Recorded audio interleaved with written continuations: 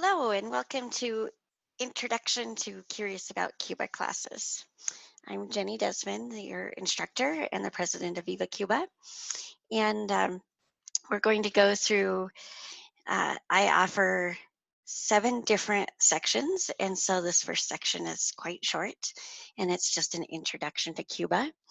If you have the printouts that accompany the online classes, you can turn to the first one that is called Overview of Cuba.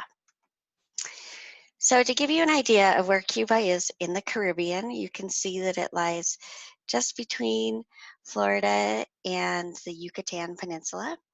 And it is by far the largest of the Caribbean islands, with Haiti and Dominican Republic to its east.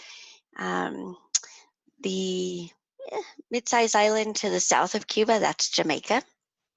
And then to the north, you see the U.S. and British Virgin Islands. So this gives you an idea of the layout of Cuba. So the primary cities are spread across the country, and most of our tours happen here in the western half of the country. And when flights allow it, we go down this far to where Camagüey is.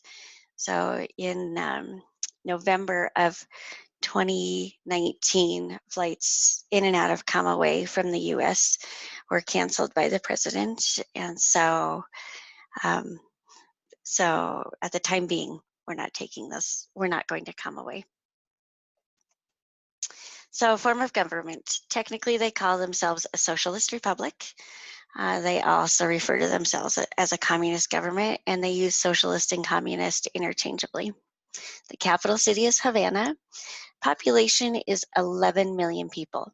So 70% live in urban areas, and Havana is a city of over 2 million people. 30% are in rural areas. The official language is Spanish. There are no indigenous languages in Cuba. So in addition to Spanish, many people speak English, and there's a little bit of Russian, German you can hear once in a while, but it's pretty unusual. Money, there are 2 forms of currency in Cuba, which makes it seem a little complex from the outside, but once you're there, it's super simple. So there's the Cuban peso, the CUP, and that is what is used by Cubans.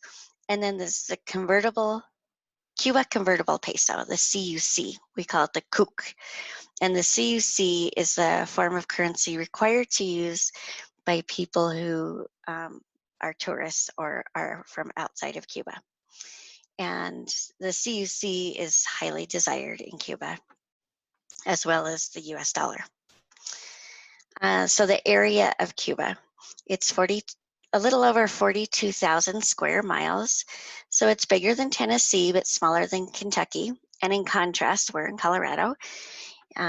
And Colorado is 104,000 square miles compared to the 42,000 square miles of Cuba. Geography. Cuba is the largest island in the Caribbean, and it's a long and narrow island, so it stretches 750 miles from east to west, but is only 60 miles wide in most places. It has high mountains and rolling hills that cover about 1/3 of Cuba, and the other 2/3 are lowland plains used mainly for farming. That's where a lot of the sugarcane is grown as well. The nature in Cuba is really special because it has high mountain forests and jungles and grasslands. There are even some small deserts. And so due to these different ecosystems, there are unique plants and animals that can only be found in Cuba. The most famous is the bee hummingbird, which you see on the left side of your screen. And that's the male bee hummingbird. And it is the smallest bird in the world. And then and the adult bee hummingbirds only grow to be 2 inches big. We always see bee hummingbirds when we go down in the area around Cienfuegos, because there's an ornithologist who feeds them in his backyard.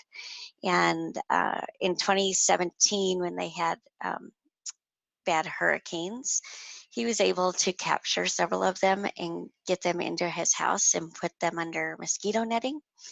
And so he showed me a video of the bee hummingbirds flying around his bedroom under the mosquito netting. But that was important because it protected them from the severe hurricanes. And so they continue.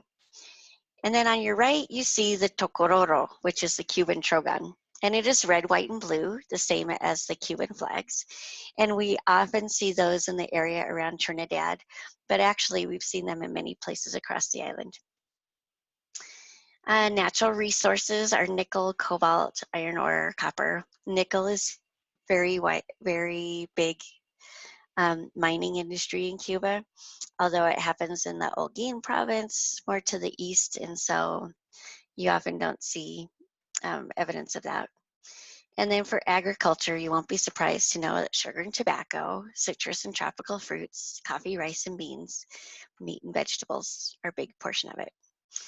Coffee is not as big in Cuba as in other places like Central American countries, but they do grow some in the area around Trinidad. And then industries are sugar, petroleum, tobacco, construction, nickel. This is a landscape that changes as the economy changes and their allies with Venezuela, alliances with China and Russia evolve and develop. Okay, that is the end of intro, and you can end this. This is the end of this section, and the next section will be history, 1490s to 1530s.